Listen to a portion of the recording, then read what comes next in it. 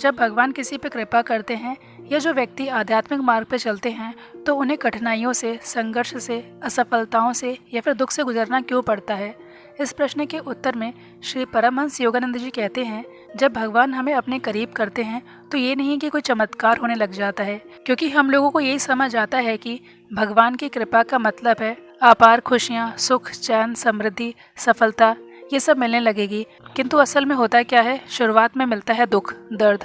ये जो जीवन में दुख दर्द आता है, इसके लिए श्री परमहंस योगानंद जी कहते हैं कि जिसे भगवान चुनते हैं उसका मार्ग मनुष्य जैसे नहीं होता। भगवान उसे साधारण भीड़ से ऊपर उठाने के लिए अलग मार्ग देते हैं। भगवान जब किसी व्यक्ति की आत्मा को बड़ा उद्देश्य देना चाहते हैं तो पहले उसके झूठे सहारों को हटाते हैं।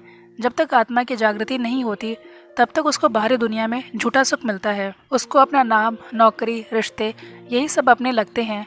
किंतु इस जन्म में मिले रिश्ते, ओहदा, नाम, पहचान, क्या यही हम हैं? क्या यही हमारी पहचान है? नहीं, ये पृथ्वी लोक है। यहाँ पर जो आया है उसको जाना ही है। ये आत्मा का चक्र है जो चलता रहेगा।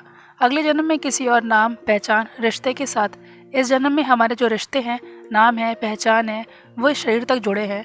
जैसे ये शरीर छूटेगा सब खत्म। लेकिन ये जो आत्मा है जो कभी नहीं मरती, इसकी पहचान, इसका सुख भगवान में ही है। जब हम भगवान से जुड़ने का प्रयास करने लगते हैं और जीवन की सच्चाई देखने लगते हैं तो दुख, परेशानियों को और करीब महसूस करते हैं। हालांकि दुख जीवन में पहले भी किसी न किसी रूप में था, लेकिन तब उतना महसूस नहीं होता था। लेकिन भगवान से जुड़ने के बाद भी जब दुख मिलता है तो ये सवाल करने लगते हैं कि मेरे जीवन में दुख क्यों? भगवान ने हमको क्यों दंड दिया? बल्कि दुख ईश्वर के द्वारा दिया गया कोई दंड नहीं है, ये आत्मा को शुद्ध करने का साधन है। भगवान किसी को इसलिए दुख नहीं देते कि वे उनसे नाराज हैं, बल्कि इसी दुख से आत्मा की जागृति होती है। ये दुख आत्मा को ऊंचाई पे ले जाता है। इससे आत्मा के भीतर छिपा हुआ दिव्य तेज बाहर आता है। व्यक्ति अपने होने का अर्थ समझ पाता है। जब भगवान हमें अपने करीब बुलाते हैं तो सबसे पहले हमें उस नकली दुनिया से दुख के माध्यम से बाहर निकालते हैं। हम तब तक खुद को जान नहीं सकते जब तक हमारे मन में अहंकार, संदेह, भ्रम, लोभ, ईर्ष्या, क्रोध जैसी भावनाएं रहेंगी। कष्ट हमें अंदर से बदलता है, जैसे सोने को तपाकर शुद्ध किया जाता है। आपने ये महसूस किया होगा, जब कोई दुखी होता है तब वो भगवान को ज़्यादा याद करता है। यही वजह है कि दुख में इंसान ईश्वर के ज़्यादा करीब आता है। श्री परमहंस योगानंद जी के अनुसार दुख भी हमारे जीवन के लिए बहुत ज़रूरी है, क्योंकि ये व्यक्ति के अंदर से अहंकार की भावना को निकालकर उसको भीतर से नरम बनाता है। सुख में मन फैलता है, जबकि दुख में मन गहराता है। दुख हमें जीवन का उद्देश्य दिखाता है।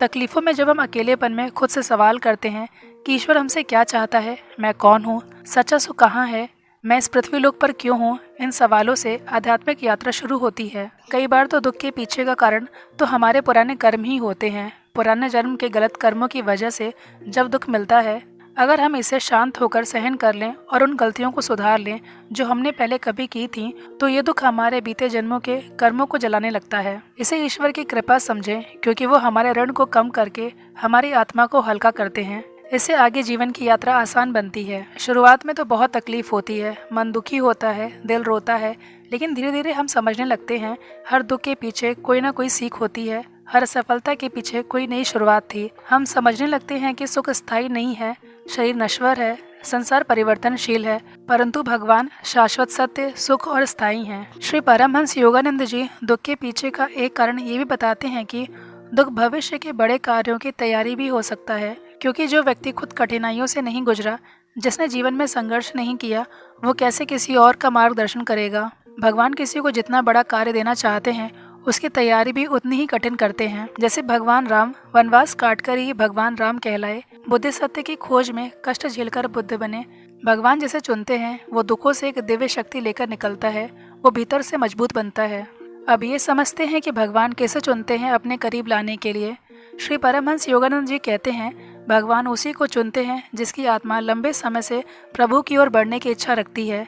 भगवान उसे चुनते हैं जिसके भीतर सेवा की, भक्ति की भावना होती है, जो संसार में खोया ना हो, जिसका दिल अंदर से खरा हो। ऐसे लोगों की आत्मा पहले से तैयार होती है, बस ज़रूरत होती है उसे जागृत करने की। और जो इस बात को समझ गया, दुख में, दर्द में सब्र कर लिया, उसे सहन कर लिया और अपने जीवन के उद्देश्य को समझ गया, तो वो अपनी आत्मा को ईश्वर से जोड़ पाएगा। कुछ ऐसे तरीके भी हैं जिनसे आप जीवन के कठिन समय का सामना कर पाएंगे। दुख को अपना शत्रु नहीं बल्कि अपना शिक्षक माने कि वो हमें कुछ सिखाने के लिए आया है। ध्यान साधना शुरू करें, ध्यान मन को बदल देता है। अपने अंदर आत्मबल और विश्वास बढ़ाएं। भगवान से अपनी अंतरात्मा से संवाद करें, उनसे बातें करें, उनसे पूछें, उनके संकेतों को पहचानें। आपको आपके सवालों के जवाब भगवान किसी न किसी गुरु के माध्यम से, किसी किताब या उसकी पंक्ति के माध्यम से, या सपने के माध्यम से, या किसी अजनबी की बातों से जवाब देकर देंगे। इसलिए ध्यान साधना में एकांत में समय बिताएं, अपने कर्मों को स्वीकार करें। जो हो रहा है वो किसी न किसी कर्म का परिणाम है। जब आप इसे स्वीकार कर लेते हैं तो कष्ट आधा हो जाता है। इसलिए आप ये समझें कि जब भगवान किसी को चुनते हैं तो उसे पहले दुख इसलिए देते हैं क्योंकि दुख उसे भगवान के करीब लाता है। दुख से घबराएं नहीं, ये ईश्वर का आशीर्वाद है भगवान के प्रेम तक जाने का, और ईश्वर प्राप्ति में ही आत्मा का परम सुख है। उम्मीद करते हैं आप इस वीडियो से सीखेंगे। हम आपके सुखमय जीवन की कामना करते हैं। धन्यवाद।